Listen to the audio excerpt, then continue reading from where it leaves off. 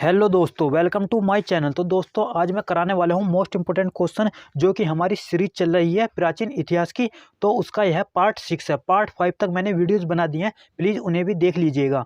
तो बढ़ते हैं क्वेश्चन की तरफ। तो बात करते हैं सबसे पहले मगध राज्य का उत्कर्ष। ठीक, तो बात की जाए मगध के सबसे प्राचीन वंश के संस्थापक कौन थे।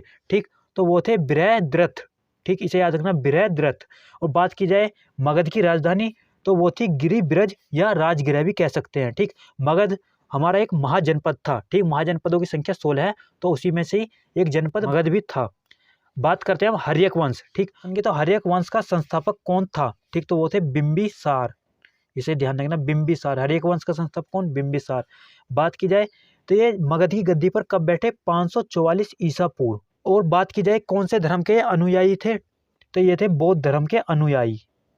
नेक्स्ट, बिंबिसार की हत्या उसके पुत्र अजातशत्रु ने कर दी और वह 493 ईसा पूर्व में मगध की गद्दी पर बैठा। ठीक, तो अजातशत्रु कौन थे, इनके पुत्र, जिन्होंने इनकी हत्या कर दी और 493 ईसा पूर्व ये मगध की गद्दी पर बैठ गया।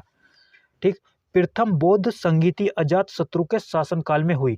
तो ये मोस्ट इंपोर्टेंट क्वेश्चन है। ठीक, एग्जाम में आता है कि प्रथम बौद्ध संगीति किसके शासनकाल में हुई, तो वो हुई थी अजातशत्रु। ठीक, इसे ध्यान रखना, अजातशत्रु।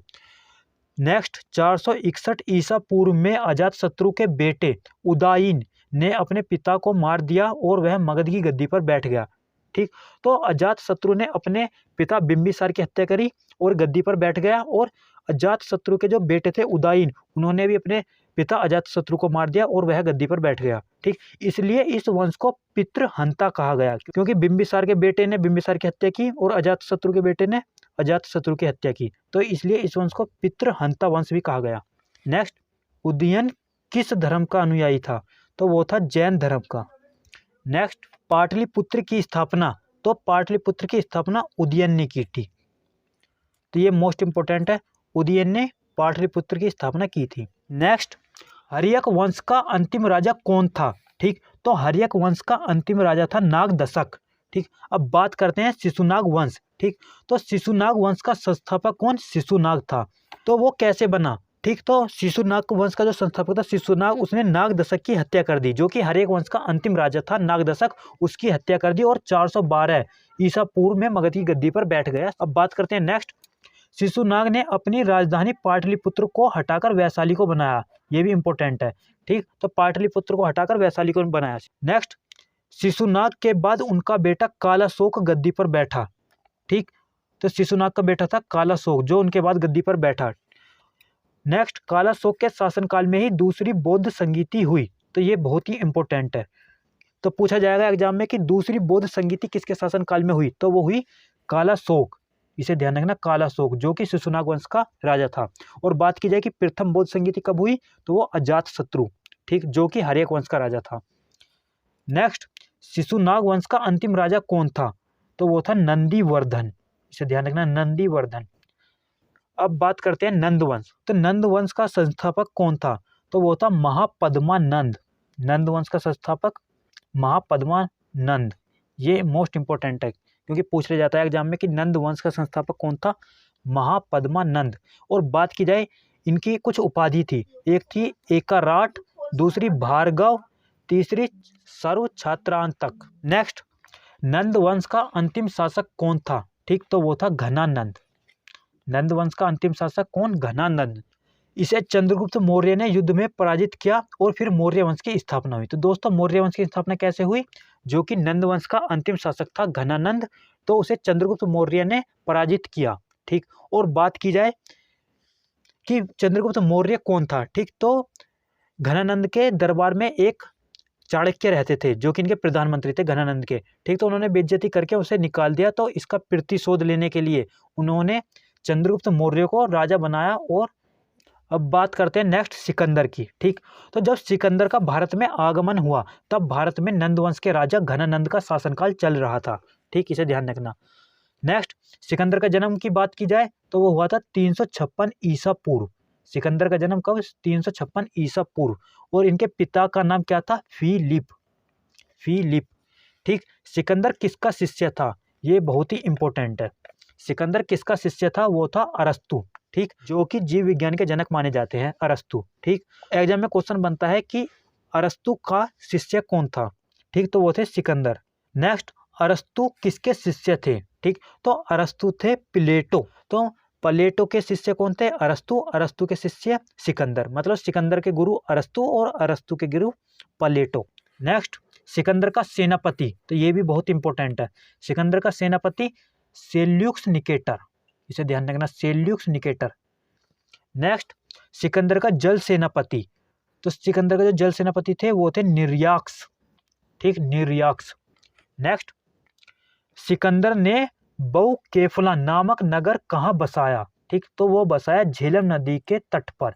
और बात की जाए कि बौकेफला क्या है, तो बौकेफला सिकंदर के प्रिय घोड़े का नाम था, उसी के नाम पर इन्होंने एक नगर बसाया झेलम नदी के तट पर। नेक्स्ट, हाइडे स्पीज का युद्ध या झेलम का युद्ध किस किस के बीच हुआ? ठीक, या तो कह दो हाइडे स्पीज या झेलम का युद्ध, तो वो किस किस के बीच हुआ? सिकंदर और पोरस। ठीक, और बात की जाए कि पोरस कौन था? पोरस था पंजाब का शासक। नेक्स्ट, सिकंदर की सेना ने कौन सी नदी को पार करने से मना कर दिया? तो दोस्तों वो थी व्यास नदी। ठीक, नेक्स्ट, सिकंदर ने भारत विजय का अभियान 326 ईसा पूर्व में प्रारंभ किया था। ठीक, तो कब किया था? 326 ईसा पूर्व में। नेक्स्ट, सिकंदर स्थल मार्ग द्वारा 325 ईसा पूर्व में भारत से वापस लौट गया। ठीक, उसने स्टार्ट कब किया था भारत आना? 326 ईसा पूर्व में, और भारत से कब लौटा? 325 ईसा पूर्व में। सिकंदर की मृत्यु कहाँ हुई? ठीक, तो वो हुई थी बेबीलोन में 323 ईसा पूर्व में, और वो भी 33 वर्ष की अवस्था में। दोस्तों अब स्टार्ट हो जाता है मौर्य साम्राज्य। तो बात की जाए मौर्य वंश का संस्थापक कौन था? ठीक, तो वो थे चंद्रगुप्त मौर्य। तो इसे ध्यान रखना, ये बहुत ही इंपॉर्टेंट है। मौर्य वंश का संस्थापक कौन था? चंद्रगुप्त मौर्य। ठीक, नेक्स्ट, जस्टिन ने चंद्रगुप्त मौर्य को क्या कहा? ठीक, तो वो कहा था सेंड्रोकोटस। ठीक, जिसकी पहचान विलियम जोन्स ने चंद्रगुप्त मौर्य से की। तो बात की जाए कि जस्टिन ने चंद्रगुप्त मौर्य को क्या कहा, तो वो कहा था सेंड्रोकोटस। और बात की जाए विलियम्स जोन्स ने इन्हें चंद्रगुप्त मौर्य कहा। ठीक, नेक्स्ट, विशाख दत्त द्वारा लिखित पुस्तक मुद्रा राक्षस में चंद्रगुप्त मौर्य को विरसल कहा गया है। ठीक, तो दोस्तों एक मुद्रा राक्षस पुस्तक है जिसके रचयिता कौन है? विशाख दत्त। इसे याद रखना, ये बहुत ही इंपॉर्टेंट है। तो एग्जाम में क्वेश्चन बनता है कि मुद्रा राक्षस पुस्तक के लेखक कौन है, तो वो है विशाख दत्त। ठीक, और उस पुस्तक में चंद्रगुप्त मौर्य को विरसल कहा गया है। तो विरसल का अर्थ है छोटे कुल से जन्म लेने वाला। ठीक, छोटे कुल से जन्म लेने वाले को ही विरसल कहते हैं। नेक्स्ट, चंद्रगुप्त का प्रधानमंत्री कौन था? ठीक, तो ये बहुत ही इंपॉर्टेंट है, इसे ध्यान रखना। चंद्रगुप्त का प्रधानमंत्री कौन था? तो वो था चाणक्य। ठीक, और इनके दो नाम और हैं। ठीक, एक तो कौटिल्य, एक विष्णुगुप्त। इन्हें भी ध्यान रखना, कभी कभी एग्जाम से क्वेश्चन बनता है कि कौटिल्य किसका नाम था या चाणक्य के अदर नाम क्या थे। ठीक, तो कौटिल्य और दूसरा विष्णुगुप्त। और बात की जाए घनानंद को हराने में चाणक्य ने ही मदद की। ठीक, और इनके द्वारा लिखी पुस्तक अर्थशास्त्र। तो दोस्तों ये भी बहुत इंपॉर्टेंट है, इसे ध्यान रखना कि चाणक्य के द्वारा लिखी गई पुस्तक कौन सी थी? अर्थशास्त्र। तो अर्थशास्त्र की बात की जाए, जो इस टाइम जो अर्थशास्त्र की बुक है, मतलब तो वो वाली अर्थशास्त्र ये नहीं है। ठीक, तो इसका संबंध था राजनीति से। ठीक, और बात की जाए ये वाली जो अर्थशास्त्र है, मॉडर्न इकोनॉमी, इसके जनक हैं Adam Smith. Next, Chandragupta Magadh की राजगद्दी पर कब बैठा? ठीक, तो वो बैठा था 322 ईसा पूर्व। तो बात की जाए चंद्रगुप्त किस धर्म का अनुयायी था? तो वो था जैन धर्म का। ठीक, चंद्रगुप्त जैन धर्म का अनुयायी था। ठीक, और बात की जाए कि इन्हें जैन धर्म की दीक्षा किसने दी? तो वो दी थी भद्रबाहु। इसे ध्यान रखना, भद्रबाहु। ठीक, तो इन्हें जैन धर्म की दीक्षा देने वाले कौन थे? भद्रबाहु। ठीक, और दोस्तों मैं आपको बता दूं, भद्रबाहु की एक पुस्तक और है जिसका नाम है कल्पसूत्र। तो इसे भी ध्यान रखना, भद्रबाहु की एक पुस्तक है कल्पसूत्र, जिसमें जैन धर्म के तीर्थंकरों की जीवनी मिलती है। नेक्स्ट, मेगस्थनीज द्वारा लिखी पुस्तक का क्या नाम है? ठीक, तो वो नाम है इंडिका। इसे जरूर ध्यान रखना, ये मोस्ट इंपोर्टेंट है। बात की जाए मेगस्थनीज कौन था?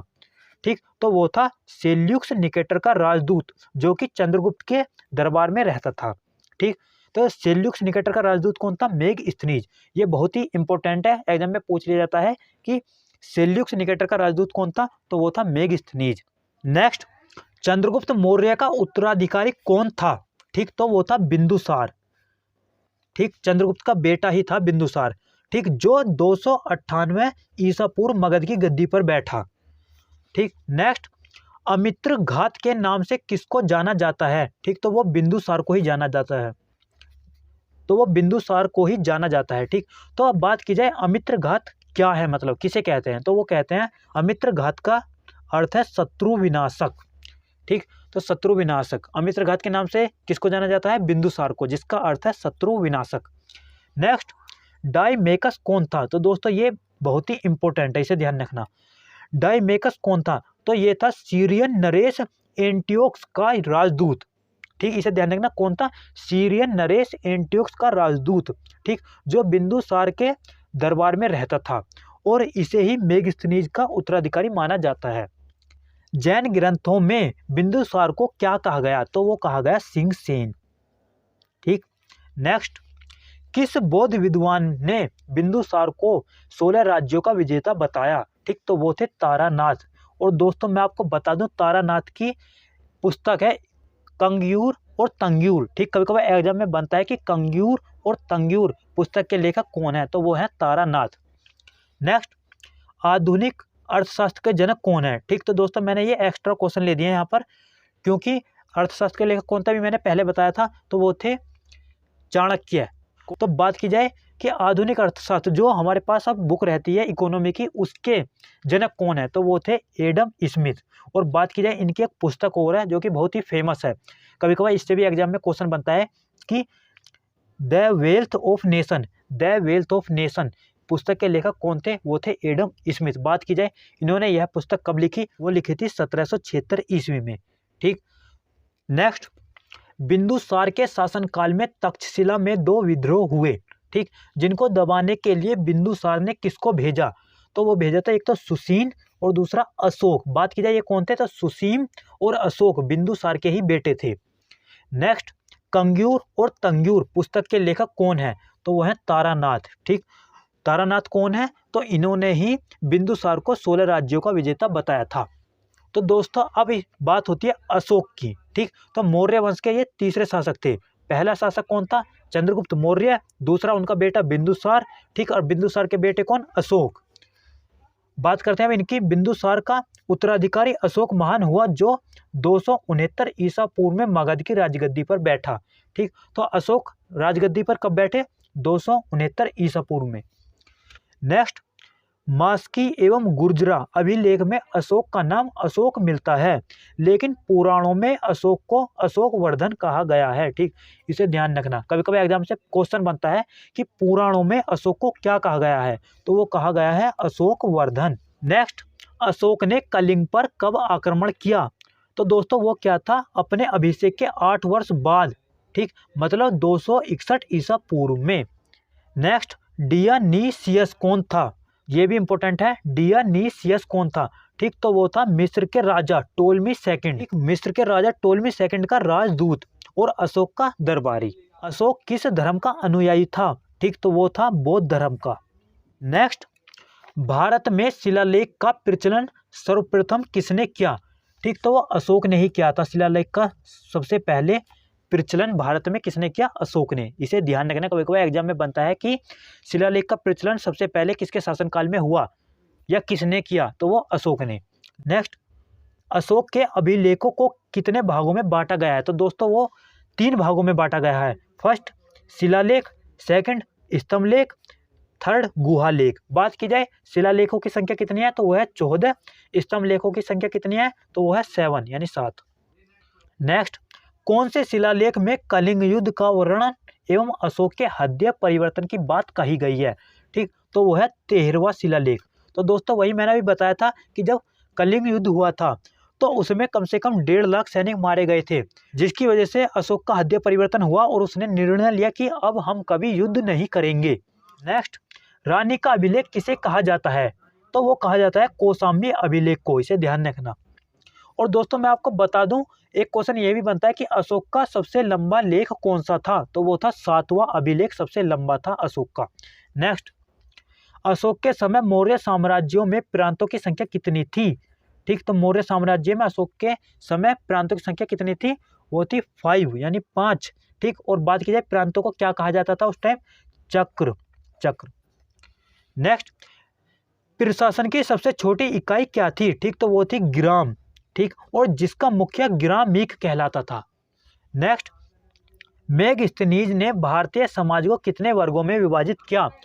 तो 7। इसे ध्यान रखना, मेगस्थनीज ने भारतीय समाज को कितने वर्गों में विभाजित किया? 7। बात की जाए कौन कौन से, फर्स्ट दार्शनिक, सेकंड किसान, थर्ड अहीर, फोर्थ कारीगर, फिफ्थ सैनिक, सिक्स्थ निरीक्षक, सेवंथ सभासद। नेक्स्ट, मौर्य वंश का अंतिम शासक कौन था? ठीक, तो दोस्तों वो था बृहद्रथ। ठीक, बृहद्रथ। बात की जाए, इसकी हत्या इसके सेनापति पुष्यमित्र शुंग ने 185 ईसा पूर्व में कर दी और मगध पर शुंग वंश की नींव डाली। मतलब फिर मगध पर शुंग वंश का राज शुरू हो गया। तो दोस्तों यही थे कुछ मोस्ट इंपोर्टेंट क्वेश्चन। तो दोस्तों ये सीरीज इसी प्रकार आगे जारी रहेगी, तो please like, share and subscribe करना अगर आपको वीडियो अच्छी लगी हो तो मिलते हैं नेक्स्ट वीडियो में। थैंक यू दोस्तों।